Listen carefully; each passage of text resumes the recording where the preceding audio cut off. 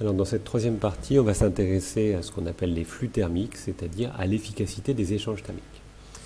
Alors pour qu'il y ait échange thermique entre deux systèmes, un système A et un système B, il faut que ces deux systèmes aient des températures différentes.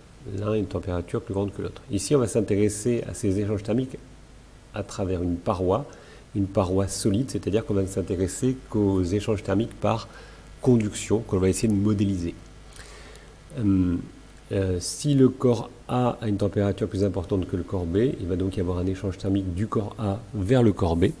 Et on va appeler ETH l'énergie thermique échangée du corps A vers le corps B ou chaleur fournie. Donc on l'appellera ETH ou Q. Ici, on va prendre des valeurs positives. Cet échange thermique va avoir comme conséquence de faire diminuer la température du corps A, augmenter la température du corps B, et s'arrêtera quand les deux systèmes auront la même température. Donc cette température sera égale à la température d'équilibre. Attention à la notation, on dit qu'elle s'arrête au bout d'un certain temps delta T ou d'une certaine durée avec un petit t, alors que grand T va représenter la température du système. Un petit rappel, l'énergie thermique transférée correspond à la perte d'énergie interne du corps A et au gain d'énergie interne du corps B.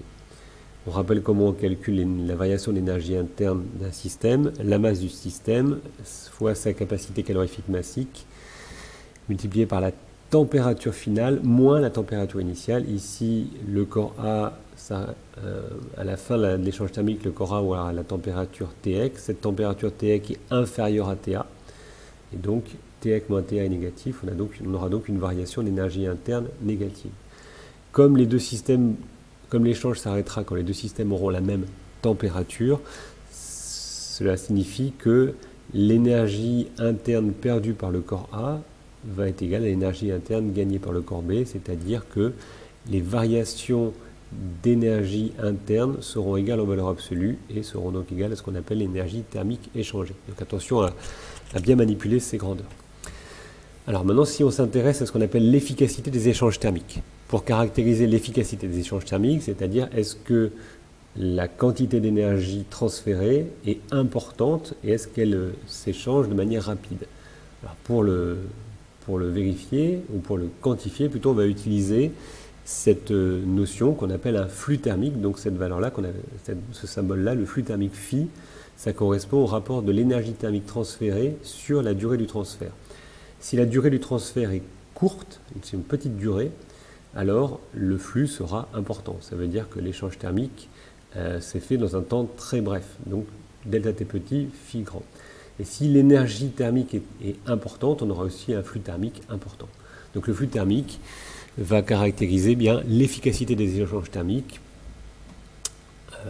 Voilà. Au niveau des unités, donc l'énergie thermique est en joules, la durée est en secondes, des joules divisé par seconde, ça nous donne des watts. C'est la raison pour laquelle un flux thermique s'appelle aussi une puissance thermique. Et ça caractérise bien la même chose qu'une puissance, c'est-à-dire une quantité d'énergie transférée par unité de temps.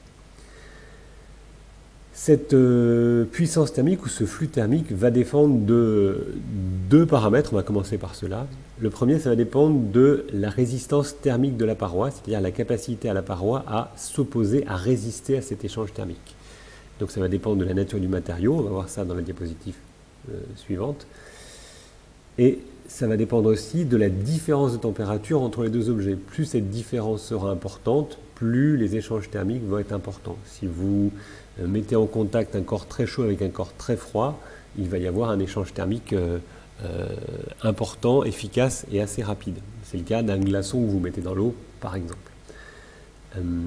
Donc, pour quantifier ceci, on a une autre relation. Le flux thermique, qui a la même grandeur que celle qui est indiquée ici, va être proportionnel à la différence de température entre les deux corps et inversement proportionnel à la résistance thermique de la paroi, c'est-à-dire que plus la paroi a une grande résistance thermique, plus le flux sera faible et donc plus les échanges d'énergie seront inefficaces, moins ils seront efficaces. Au niveau des unités, la différence de température entre les deux parois Tb moins Ta s'exprime en Kelvin, le flux s'exprime en watts, donc la résistance thermique, attention, ça fait particulier, s'exprime en Kelvin par watt. Dernier point sur lequel il faut faire attention, le delta T qui est ici correspond à la différence de température entre les deux objets, entre les deux corps, entre les deux systèmes, c'est-à-dire TB moins TA. Pardon. Alors que dans le cas de la variation de l'énergie interne, il s'agissait de la température finale d'un corps moins la température initiale de ce corps. Donc il faudra bien faire attention à ces deux distinctions. Dernière chose, la diapositive a été plus rapide que moi, pardon, c'est de ma faute. Donc le flux thermique est un rapport qui sera toujours positif dans les deux cas.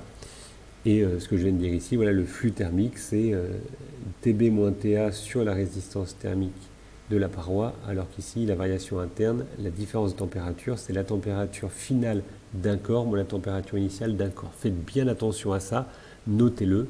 Ne confondez pas ces deux formules et ne confondez pas la température et la durée. C'est primordial.